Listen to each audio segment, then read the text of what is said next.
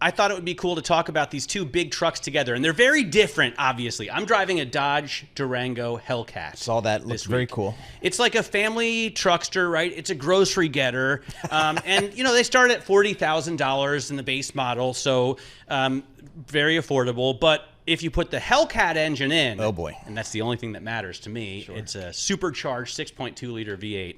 Then it costs $94,000, and actually you can get the price up to $110 pretty fast. So I absolutely love the car. I love superchargers. I love V8s. Yeah.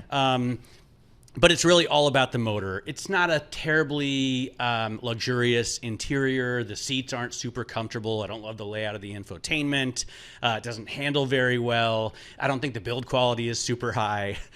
It's just the supercharged motor that I care about. And I think for that, it's pretty expensive, maybe too expensive. But Hannah is driving like an ultra luxury truck, a BMW XM. Hannah, tell us about that. So I've got a few points to your supercharger motor. The BMW XM does have a V8 too. This is a twin turbo V8, and it's also paired with an electric motor. This is actually a hybrid. It gets 644 horsepower, so a little bit less than that Hellcat, but sort of comparable. Right, 710 for the Hellcat. Yeah. So close, but I have to say the XM costs a lot more. It starts at about $160,000 starting, and it goes up from there. I should mention they're going to come out with an even more powerful edition next month.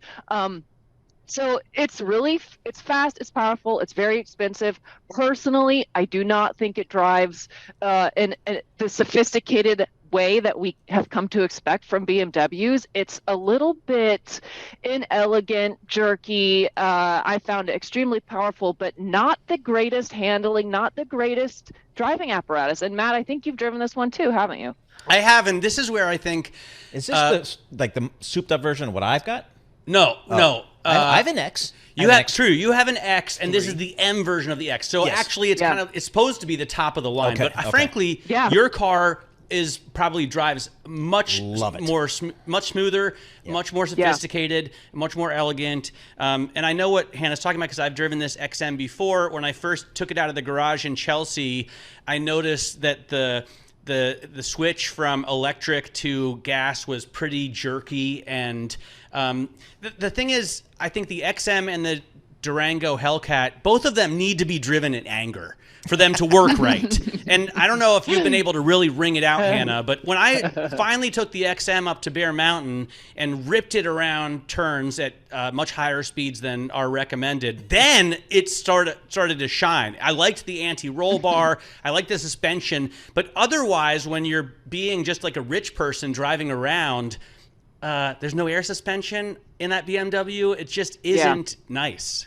I have to say, I lived in New York for almost 20 years. I'm now in LA. I'm trying to not drive in anger. I'm trying to move past that.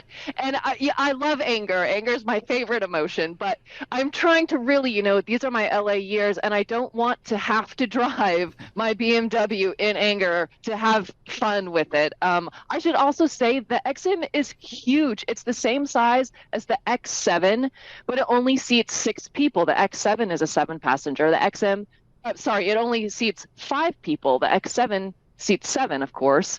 This seats 5, so it's big. It's Matt, I think you used the word brutalist for how it looks. It's aggressive. I think it just looks a bit heavy-handed. So I like that. So when you tell me this is a 7 passenger car that only seats 5, my eyes light up. Because I'm 6'4", 210 pounds. Sure. I like that. Yes. That means there's more space. It's business class. That's what this car is. Well, there's a lot of space. Yeah, I think that's great, and I love the big grille. A lot of people would say it's ugly on the XM. I would say it's wuchtig, which is a German word. It's powerful. Its presence can't be ignored. The Dodge Durango Hellcat, on the other hand, you can easily overlook that vehicle. In fact, it feels much smaller in a lot of ways than my Challenger, which is only a 2-door.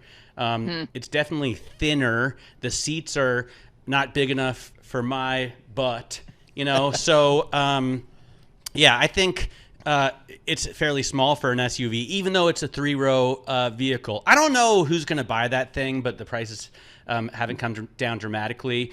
I feel like in the long run, both the BMW XM and the Durango Hellcat, they're going to depreciate like crazy. But the XM, certainly, because, Hannah, the BMW I really want to buy, and hopefully will at the beginning of next year, is a 2020 M760, and they started at 165 MSRP, but now I'm finding them 3 years old with 30,000 miles for 65. Oh. So they've depreciated like mad, and I feel like the XM would too, except for they're not going to make very many. No, they're not, and I have to say, even fewer of this XM label version coming, and I know I mentioned that before, but they're really kind of pushing it, I think, because they realized if this is supposed to be the most powerful BMW SUV ever made, and it is, they really need to like push the power even more, because if you're getting beat by Dodge, that's not a good look, is it? No. And by the way, that brings up another point, something that we spoke about on the podcast, and you said something where I was like, oh, now I get it. I've always wondered why Americans go to the Supercharger, and I love a Supercharger. Who doesn't? Yeah, sure. I think it's the best kind of forced induction. You get the power right at the very bottom of the rev range. And Europeans and Japanese have always gone with the turbochargers. I didn't know why, but you pointed out a pretty important reason, Hannah. Yeah, I have a theory, and I think it's actually backed up by science, that really European roads and for instance, Japanese roads tend to be smaller, more curvy. Obviously, these are smaller spaces, while American roads are big open highways, great for driving drag races, going fast in a straight line. The turbocharger is best used on curvy, windy roads. I mean, it's amazing when you can feel the thrust of the boost kick in. That's when you really feel the value of it. You don't necessarily feel the value of a turbocharger when you're just on an open highway. Supercharger, maybe you do.